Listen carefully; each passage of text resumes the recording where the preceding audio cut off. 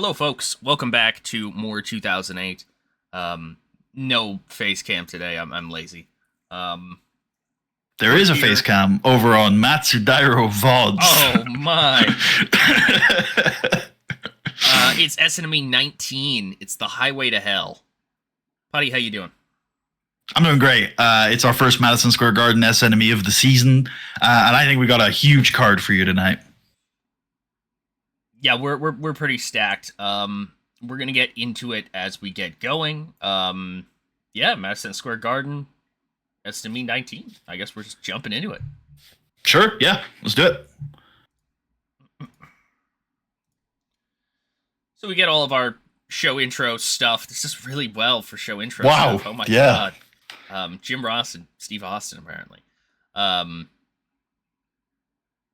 So yeah, the world is watching and all that.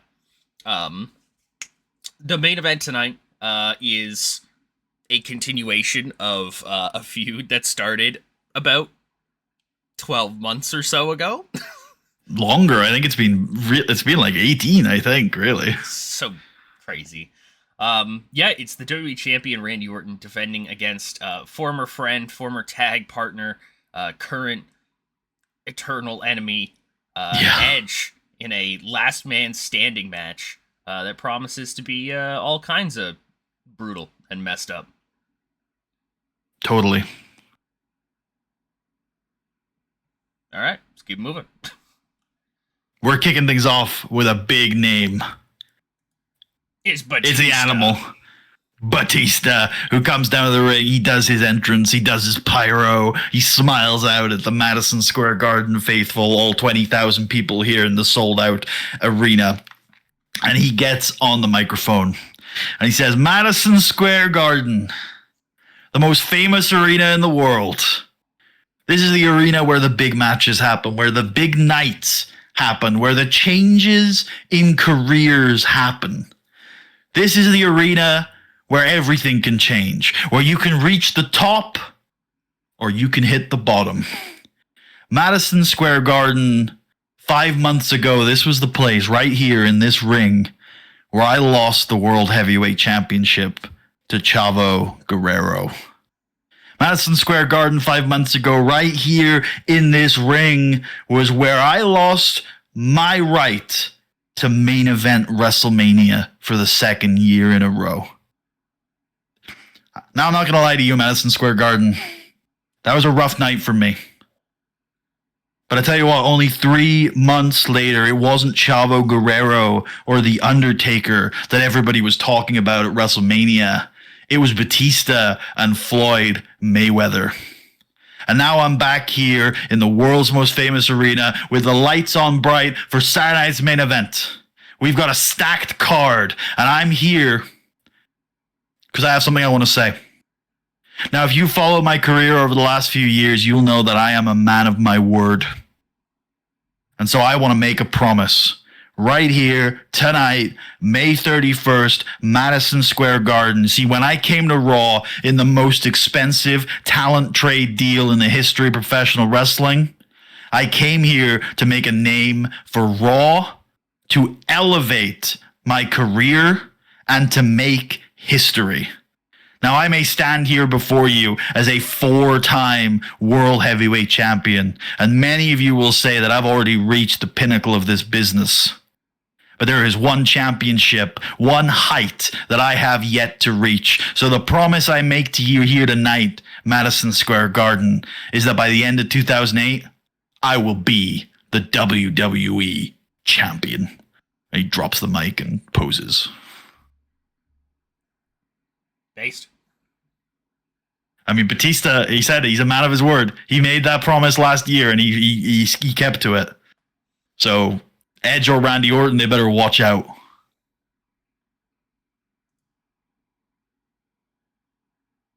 Oh, this is the WrestleMania Revenge Tour. Yep. Good, well remembered. Come on down to your local arena where you won't see John Cena very likely, but you might see Elijah Burke. I don't know. Yeah, true. Marcus Corvon. Dolph Ziggler. Why are we just naming New Breed people? I thought of Kenny Dykstra as well, so it's the New Breed. Come see the New Breed. Yeah, come see the New Breed. Why did we not? We should just use the New Breed for these angles. The New Breed, clearly, yeah. Okay, now I think up next we've got our opening contest, which is Bobby Lashley versus Doug Basham.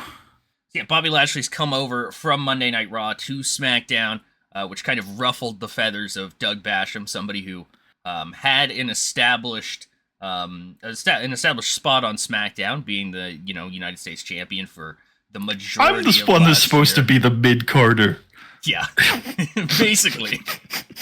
And Doug Basham rejects the fact that in this trade period, there's been a bunch of guys coming over from Raw to steal his title matches, essentially. Bobby Lashley's like, I am here to steal your title match. Kick your ass about it first. Yep. So yeah. Can Doug Basham play gatekeeper? The answer is no. Yeah, Bobby Lashley spears him after like 4 minutes. Yep.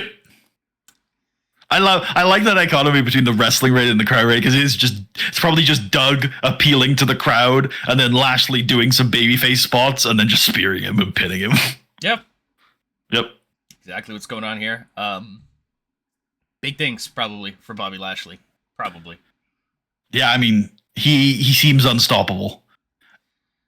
I feel like Lashley's one of those guys where last year on Raw, if he was in any other company at any other time, he probably would have been world champion because he had a great year. Yep. But he just ran up against an unstoppable John Cena and then a Randy Orton really at the peak of his game. Let's see what a new environment can do for Bobby Lashley. This Thursday on SmackDown, we've got Chavo Guerrero defending his World Heavyweight Championship against Shark, who won the number one contendership this past Thursday.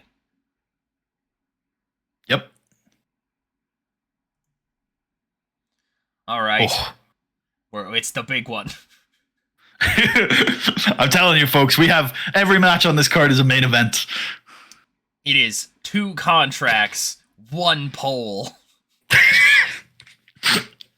Joey Mercury has successfully taken ownership over one of the M's in MMA, which left us for a while with Chris Asters, and currently the Is. Yeah, the Is realized that Chris Asters just was never going to work. That's just, he can't be going around as Chris Asters. So the Is, as the good friend that he is, gave Asters the M. And yeah, he's now the Is. After months of hanging out in the back, pretending like all this wasn't happening, Johnny Nitro stood up from his chair in the background.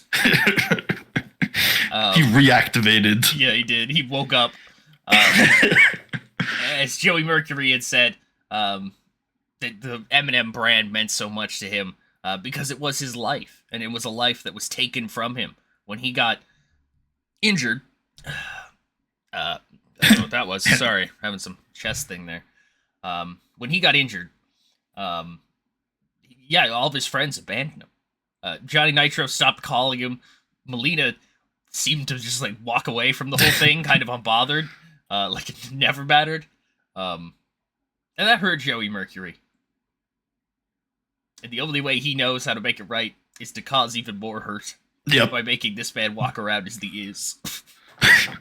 And tonight, it all comes to a head. One way or another, this is getting settled, as either Joey Mercury walks out with the whole M&M brand, or Johnny Nitro reclaims the final M. That is the 2 contracts up on that poll. Let's do it. M&M explode. I want to mentally prepare you, Tucker, for the fact that this game's probably going to think the thing on the pole is a weapon, and this match will probably end via pinfall. But let's all mentally prepare ourselves. Actually, once the contracts are retrieved, that is the end of the match. And the contracts are retrieved by Johnny Nitro in a match that's actually quite entertaining. Quite good, yeah. Yeah. M&M lives. They get their extra M back. The brand is safe. The boys are together. Johnny Nitro did. Joey Mercury is once again a loser. Yeah, go home, Joey. Nobody likes you anyways. Yeah, good stuff, guys. Fuck yeah. Actually impressed by this. Johnny Nitro's the man. Yeah, he definitely is. This upcoming Monday on Raw, Jeff Hardy had beaten Ted DiBiase Jr. in a non-title match 2 weeks ago. It is finally time for the Reaper to come around. Holy shit, it's The Undertaker. I think you meant the Reefer. The Reaper. The Grim Reaper. Oh my god. Jeff Harvey, the Grim Reaper. Jet Harvey. Jeff Hardy's finally going to come to collect possibly some Americana-themed gold. Yeah, Hardy's been on a mission ever since that parting talk from Bobby Lashley. He cost Ted DiBiase the WWE World Tag Team Championships, and now he's coming after the US title. He's beaten him once. If he can beat him on Monday, he's going to be champion. We go to our commentary table. Jim Ross and Steve Austin break down why you're seeing this graphic. The Undertaker on one side, Los Guerreros Blancos Technicos on the other. Why is this happening, Jim? Why is this on pay-per-view? Well, you see, The Undertaker, of course, ever since WrestleMania, has been involved in a pretty wide-reaching feud with both Chavo Guerrero, but also his sort of faction on SmackDown that they call themselves La Familia, which is Chavo Guerrero, his quote-unquote uncle, Kevin Nash, and his nephews or cousins, Kurt Hawkins and Zack Ryder.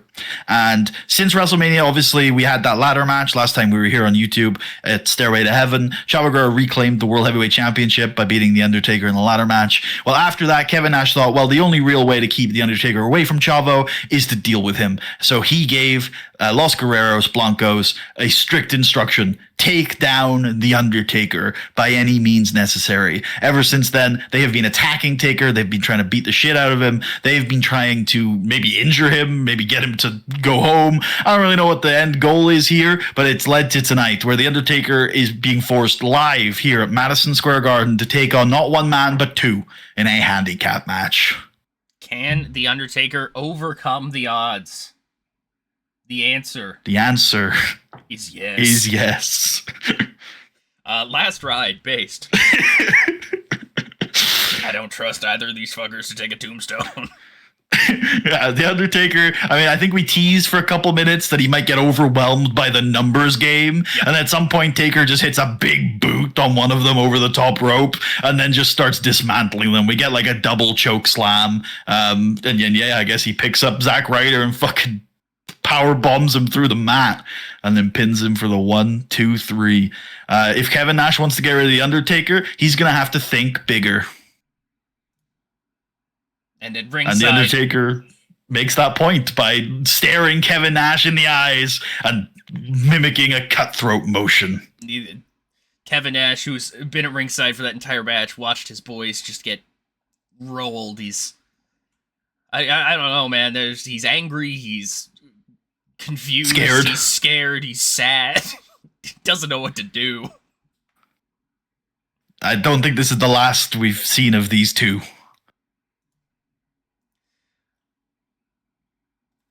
What's happening Go here, on, Tucker. buddy? Why is my face on my screen?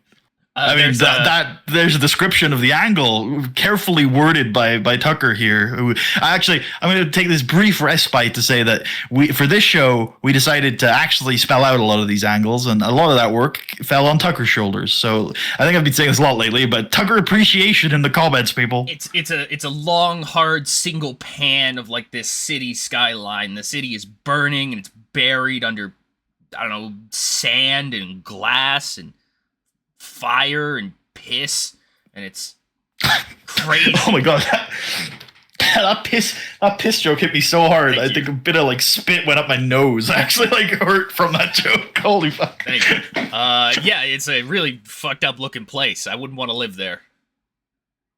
There's a little SmackDown logo, so we know which brand this vignette belongs to on the bottom right of the screen.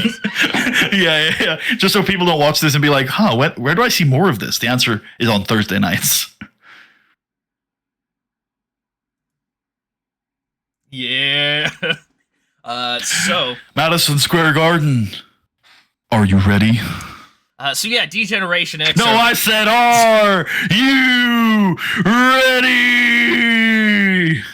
Yeah, so DX, they're here. Let's get ready to suck it. Yeah, Triple H. And if you're not down with that, I got 2 words for you. Suck it. Yeah, I think many people have pointed that out before, but yeah, no, it's if you are not ready to suck it, suck it. Like, all right, what the fuck does that mean, dog? Huh? Anyways, Triple H and Shawn Michaels are back at it. Degeneration X is rolling as a unit once more. Triple H has reverted back to being a 39-year-old man after getting to live life as a 28-year-old man for a little while. Once Drew McIntyre took that Intercontinental Championship from Triple H, which did happen, by the way. Drew McIntyre is the Intercontinental Champion. He beat him clean, I think. He did. On an episode of SmackDown early this month. Like, the start of this month? Yep. Very first one of the month? I think so. I think it was this month, for sure. I feel like we've had the whole month for this, yeah. Anyways. Not important. Triple H is back being a 15-year-old at 39. With a 43-year-old who acts like a 12-year-old. The boys are back. So, our match tonight is the rematch. Triple H challenging for the Intercontinental Championship against the only one, the Highlander, Drew McIntyre, who is the new Intercontinental Champion. Why don't you explain to the viewers Shawn Michaels' recent altercations with the Idol Stevens? So the Idol Stevens is he an impersonator? Is he getting paid for this? Does he just do this for fun? I think because there's an I think we had this discussion before. I think the impersonator implies that you're sort of like trying to fool people, whereas when it's for entertainment, I would call him an impressionist. Okay, sure. He does impressions. Although I guess Shawn Michaels would probably call him an impersonator. Although maybe Shawn Michaels doesn't even know he's not the people he's impersonating. I don't really know what goes on in the mind of Shawn Michaels. I'm not gonna lie. And Shawn must be especially confused, considering our go-home angle saw Shawn Michaels impersonating, impressionating doing an impression of. Who in turn was doing an impression of Drew McIntyre, but Shawn was with Triple H, who was doing an impression of Drew McIntyre, and then Drew McIntyre came out. Drew McIntyre also just kicked everybody. Essentially, the Idol Stevens is dressed up as Shawn Michaels, Drew McIntyre, Ric Flair. I think that's our list so far. All different people to get into Shawn Michaels' head. Didn't he also dress up as Antonio Inoki? Was that not beforehand? Sorry, that was maybe. Like, sorry. That was I thought you were doing. I thought you were doing the whole list. My bad. No. The list is a lot longer. God, yeah. I think I would not remember more than half of them. I'm sure because it's whatever I feel like saying on this when we get here. But yeah, Idol Stevens has just been messing around with Shawn Michaels, and Shawn Michaels is an extremely volatile Shawn Michaels. Yep. Shawn Michaels. It's Triple H versus Drew McIntyre for the IC title. Can he reclaim his title? Can he regain his belt? I don't want to do the answer is no again, but the answer is no. Great match. Yeah. Drew McIntyre finds a way, mostly due to the help of the Idol Stevens, who comes out. See, Tucker, this is why you use the distraction finish note and not just the distraction note. You're right, because now Drew McIntyre stabs him with his sword. Bleeds out. It's terrible. It's an atrocity. So the Idol Stevens comes out to fuck with Shawn Michaels. He's dressed up tonight as Triple H. Trish Stratus. Okay, Triple H works. We'll keep the meme going. So Sean will look over and he'll be like, Hunter, you got to get in the ring, man. What are you doing? You're going to get counted out. And then Idol Stevens can hit a pedigree on Shawn Michaels. Triple H is like, shit. Triple H comes over. He's like, no, don't do that. He'll try to kill me again. He'll think we're fighting. What's wrong with you? And he turns around into a Future Shock DDT. That he does. And Drew McIntyre is still the Intercontinental Champion. Wow, what a meteoric rise for this young man. He's the only one. The only young man. Yep. The last young man. The Highlander. We have a women's #1 contenders match on Monday. Beth Phoenix's women's championship. We're looking for a contender. Candice Michelle, who's recently come over from SmackDown, has been building momentum. She's hot. Well, her momentum is hot. And she's going to take on Mickie James, somebody who's kind of been around the Raw roster for a little while, never really reached that peak, but she could do it. She could do it. Didn't she fight for the women's belt at WrestleMania 22? Possibly. That was years ago, though, Puddy. Nobody remembers. That's fair. Very reasonable. Yeah. Trish who? Literally. We have so many other blondes. You're right. You've pointed this out a lot. I've pointed out before.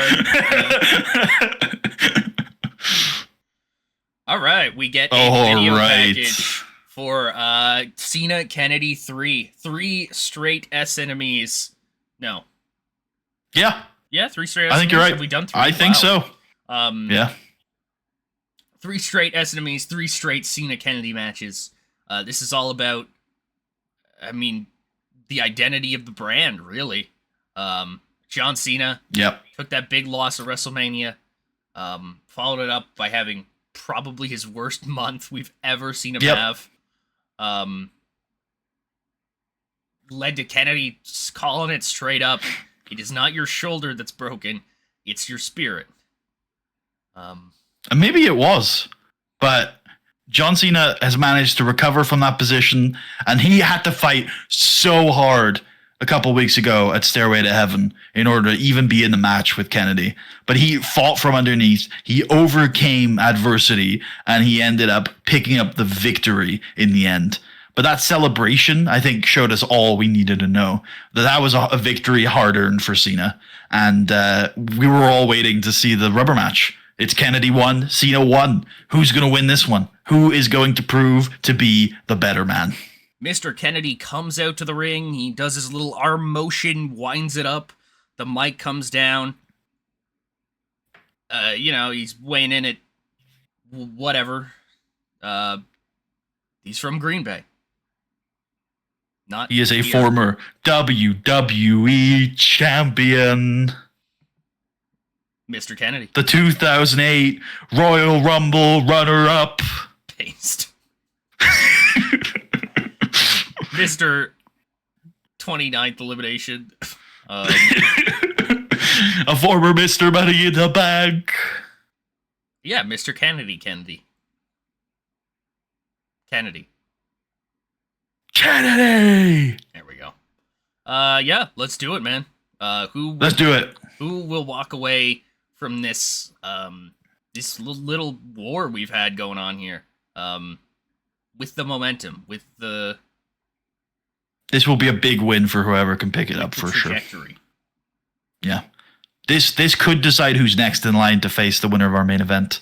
And if it does, that man is John Cena. As once again, these two have a close clash, battling between their styles. Cena with that power and that momentum. Kennedy with those sort of underhanded tactics, cutting corners, slowing the match down, trying to annoy his opponent, get into his opponent's head and grind the match down. Cena, I think this is probably the closest match they ever have. They both get good amounts of offense, good amounts of chances to win, a couple of near falls here and there, but eventually Cena catches Kennedy in an STF and he wrenches it as hard as he can, and in the middle of the ring, lights on bright in front of 20,000 in the world's most famous arena, Mr. Kennedy taps out. And John Cena has proven to the world that he still got it. I want to really quickly put my. Oh wait, I can do that from this screen, can I? No, I can't. Oh no! I wanted to put my. We saw your wallpaper. I wanted to put my Discord on Do Not Disturb just in case, but I can't do it from. Well, hold on. I'll just open it. If it comes up on the screen, sorry, gang. Okay, nice. It came up on the right screen. Nice. Don't leak our DMs, bro. That was the point. I didn't want to. Yeah, this is. Don't show them all of that scripture I've been sending you. Real. The Bible study we've got going on. Sending back and forth religious music. All of these things are real. But they're out of context. I swear. This is good. Well done. Yeah, this is Mr. Kennedy's best performance in this game so far. Yep. But by far, too. Like, he's normally like a high 50s guy, so pretty fantastic. Hey, and also the promo before the match also banged for him, so, you know, fair play. Shout out John Cena. Yep. As if we needed to. All right, John Cena after the match gives Kennedy a look. And the celebration Cena has here is a little bit muted compared to SNME 18. But sort of he's got his hands on his hips.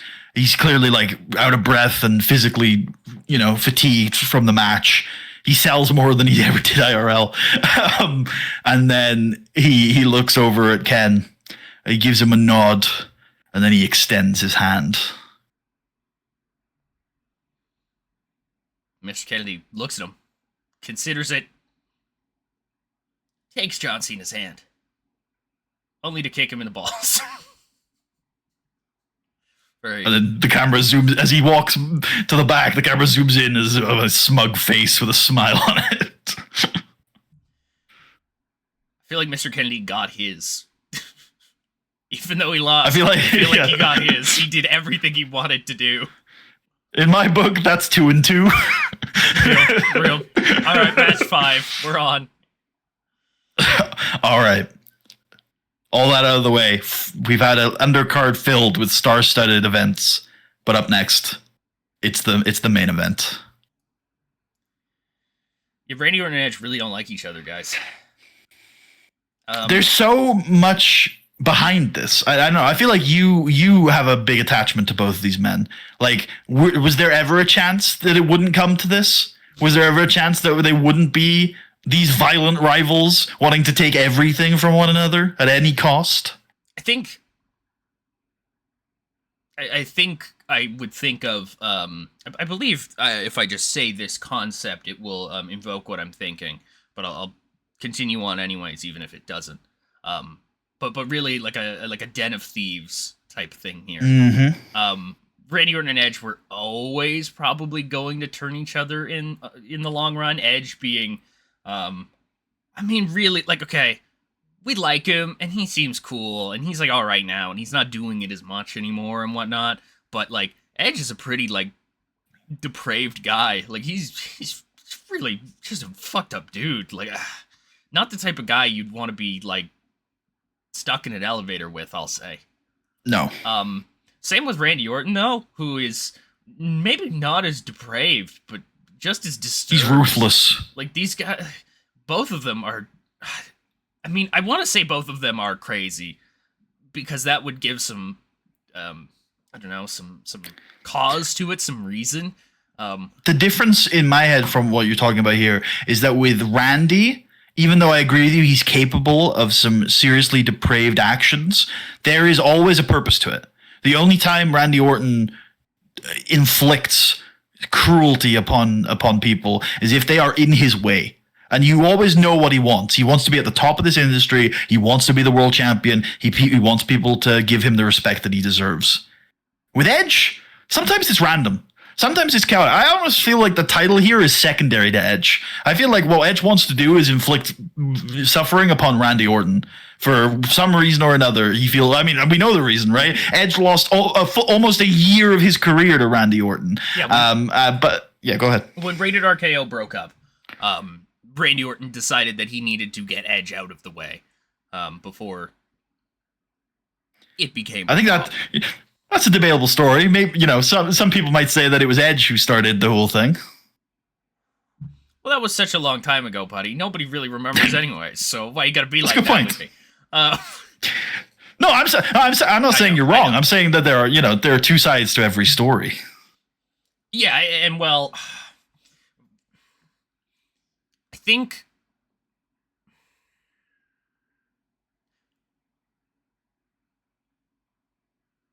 think Randy Orton has. There are very few situations Randy Orton's in where he isn't in control of the situation. Mostly lately due to his violence. He's able to dictate the control of situations. Edge doesn't so much have that. And it's not really about control or power with Edge like it is with Orton. Because you can see, I believe, at least to me, there is a joy that Randy Orton gets out of being able to do this. You know, being the top dog, being able to quite literally terrorize people and get away with it because nobody can beat him. He has the greatest single move in the history of professional wrestling, and as long as he hits that, nothing else really matters. The 3 most deadliest letters in professional wrestling, yeah. Edge just seems to do this because he thinks it's kind of fun. Yep. I don't know who's more dangerous. Should we find out? Yeah, let's do it. Okay. So, do you have anything for? So, like we talked about this beforehand, I have some ideas of how the back end of this match is going to go. But these two are going to war tonight, and they're certainly not gonna do it quickly. Do you have anything you wanna put out there for how this match plays out in the front half? Well, brawling. Of course, I'm with you. Are you just looking for some like spot ideas or something, or? Yeah, I mean you don't have to, but if you have any things you think that would be fun, any stories that physical stories you want to tell in the first half of this match, then you're free to. I was trying to think about how these guys. I was trying to think of like their moves and how they relate to each other. Neither of these guys have a tremendous injury history aside from Edge being kicked in the skull, which would do it to you. Would do it to you. Well, didn't Edge had that really big injury right earlier on in his career? Oh, his yeah, neck, maybe? the 03 one, yeah, where he hurts his neck really bad. It's the thing that, in the long run would eventually limit his kind of main career run. So yeah, he's got the neck problems. He's been kicked in the head. I'm sure Orton is at least once going to tease doing a punt, try doing the punt. You know what I mean? Like, I can just kick this guy's head off, and he'll go back on the shelf for another 12 months. I'll see him again in a year, and I'll kick him in the head again until he stops coming back. Yeah. Like he did with Governor Rob's. Yeah. Governor Rob. Yeah, Governor Rob got so brain damaged from that whole thing, he went into politics. He became a Democrat. Yeah. Oh, hey, okay. Hey, Yeah. hey. Got him. Let's go. Yeah. Probably shouldn't say that so close to the election, Yeah, we need to be probably not. impartial. Yeah. Also, these people aren't on our streams all the time, so they don't know what our Who we politics are. Yeah. They might think that's legit or something. Oh, God. Well, all I'm saying is go vote. Yeah. For Kamala Harris. Yeah. Go vote against the really scary guy. Yeah, all right, let's do it. All right, so towards the end of the match then, again, we've got 30 to 40 minutes of violence in this one. Like you said. The only one thing I did want to say and stuff like that after I got my shit out of the way is I'll turn it over to the viewers at home. If there's any cool thing you can think of here, put it in there. It's like 40 minutes. It's in there. A lot of time, yeah. And I like to think that along with the brawling, of course, we're going to see usage of weapons. But in particular, because it's Edge, I think we're going to see tables. We're going to see ladders. We're going to see chairs, right? We're going to see sort of spots surrounding chairs. We're going to have surrounding ladders. We're going to have a bunch of tables set up, some of which we use, some of which we don't. And as we go into the back half of this match, there are a few maybe table contraptions set up around the ring. It's the Tommy Dreamer superstructure. As we get to the back half, these two men have thrown everything at each other. They've been put through the announcer's table. They've been Randy Orton has hit the RKO. And while Edge was down for 3, in a normal match, the match would be over. He was able to get up before the 10 count. Edge has hit the spear. And in a normal match, that would be over. It would be a 3 count. But Orton was able to get up at the count of 10. We are getting into desperation territory. 2 men who are so depraved they are willing to do anything to keep the other man down. And at this point, I do think the title is secondary. I was going to say, this is for a title. Reminder. Yeah. It's for the title. It's for the grandest prize in the industry. But I do think it's secondary. I think these men want to beat each other down so bad they can't answer a 10 count to settle their differences once and for all. But we've reached the point now where if somebody is going to win this match, they do need to do something depraved. They do need to dig into that dark place that both men have. And there's one man in that ring who does it better than anyone else. And you mentioned that he had teased it. And as we get into that desperation territory, we see that look in Orton's eyes as he sort of steels himself and he goes to that dark place and he backs himself into the corner. And we all know what he's thinking. The one move. He's got the RKO. That's enough to win a match. But there's one move that's enough to put a guy down for so long that he took a year off Edge's career with this move. It's the punt kick. And he looks at Edge. And remember, one of the times that Orton lost to Edge was when he hesitated. And the hesitation is back. But only for a moment. Because Orton steals himself. He runs at Edge. And he kicks him square in the skull. Again. And he hangs over the ropes afterwards, a sick, twisted smile on his face as the referee starts counting to 10. And as the ref gets to 4, maybe 5, Orton starts kind of slowly walking around the ring, a smirk on his face. Clearly, this match is over. This last time Edge got kicked in the head, he took a year out of his career. We didn't see him for months. This match is over. Randy Orton has retained the WWE Championship. He gets up onto the top rope as the referee reaches 7, and Randy Orton does the pose, his patented Orton pose. He's already celebrating. He's already won. He has retained once again the WWE Championship, and the age of Orton will continue. And as Orton looks out into the crowd, victorious, the referee gets to 9. And then Orton... his eyes narrow as he doesn't hear 10. And he looks confused. And he kind of stops the Orton pose and he's still on the second rope. He looks behind him over his shoulder and there, clinging to the turnbuckle, eyes crazy and wild, Edge has gotten to his feet at the count of 9.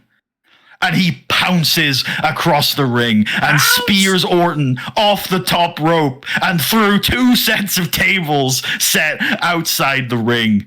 This match is not over. The carnage has just begun, and the Edge has survived a punt kick. And from this point, the match reaches a frantic pace. Both men trying to get the better of the other. Both men trying to take control as they know they got nothing left. Edge... Don't even know if he's thinking straight. Orton's thrown everything at Edge, and he still hasn't beaten him. What's it going to take to keep this man down? And then eventually Edge gets daylight. Edge gets a gap. Edge gets some space. And there's 2 objects left in the ring. A set of steel chairs. And Edge has that look in his eye. That same look that Orton had before he kicked him in the head. And he nods to himself as he puts Orton on top of one of the chairs. He puts Orton's head on top of one of the chairs, lays that chair underneath Orton's neck, and Edge gets the second chair. And he looks at Orton, and he looks at the chair, and he pushes his hair back, and then he slams the chair straight on Orton's head, crushing Orton's skull between 2 sets of chairs. And then he waits.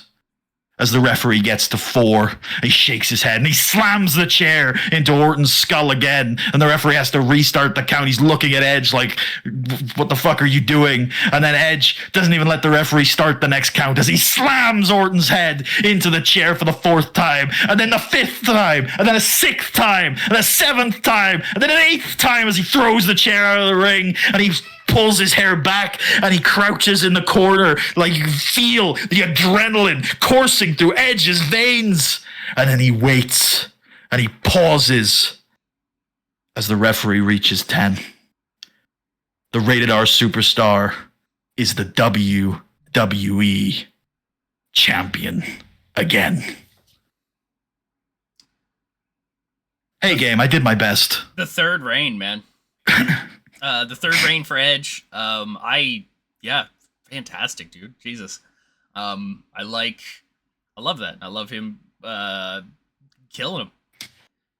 Killing him and going into the corner to basically set up for a spear that Orton's never gonna feed up for, but just in case. And yeah, Edge has survived the war, and he gets the spoils from it. The age of Orton is over? The third ghost? Hell yeah. Whew, Madison Square Garden. I love that show. That was fantastic. I enjoyed that. God damn. Absolutely fucking fantastic. I want to do the media scrum, but you won't want to. I think our agreement was we would do it for the big four. Is that okay? Yes, okay, cool.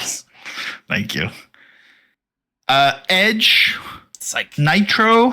It's like I got all these new toys and they won't let me use it. God damn it! Let the reporters ask me stupid questions so I can give out about it. John Cena. Yep. Kennedy. Yeah, no, I like that. I like that group. Let's go with let me think here. Great performance. Yeah, we'll go great performance. Good example. Good example works for me. Told that they're awesome. And then complimenting a good performance. Yep. Well done, Ken. Everybody seemed pleased. Yeah, we made some money. Damn. God damn, that's a lot of pay-per-view revenue considering we didn't have it on pay-per-view in the US. All right, there we go. Maybe we should mention that this will be the last SNME on Fox, since despite a year ago we signed this whole big deal how SmackDown and SNME were going as Fox, and it is a big partnership with Fox. Turns out Fox have their own wrestling company and they hate us. Yeah. So now SNME and SmackDown are both moving to ESPN, which after consultation and after the deal was negotiated, I think both me and Tucker were like, oh, this is like the perfect home. So we're quite happy with that move. Yeah, the ESPN deal is going to work out quite well for us, I do believe. Yeah. We got credits. Yep. Good call. Yeah. Thanks. Thank you all. Yep. Go ahead. Thanks both the people here in the credits, and then also anyone else who's ever supported us on Patreon or left a comment on the videos or even watched videos. Really appreciate the support. Next time we're here on YouTube might be SummerSlam. We have a couple of SNMEs between here and now, but no idea if we're going to film any of them. I feel like maybe one, but maybe we'll have to see. We'll have to see. Yeah. We're in Chicago, then we're in California, I think, and then what's the last one? Oh, we're in Chicago, then we're in Minneapolis, and then we're in Los Angeles. Oh, we actually have 4 SNME. We probably will see you before SummerSlam. I would think one of these would be worth throwing. Yeah, but I think any of the first 3, or maybe even all of the first 3. I guess we'll have to see how we feel once the cards are built. But I think the only one that I'm like, is 23. I think 23 is going to be a bit of a filler show.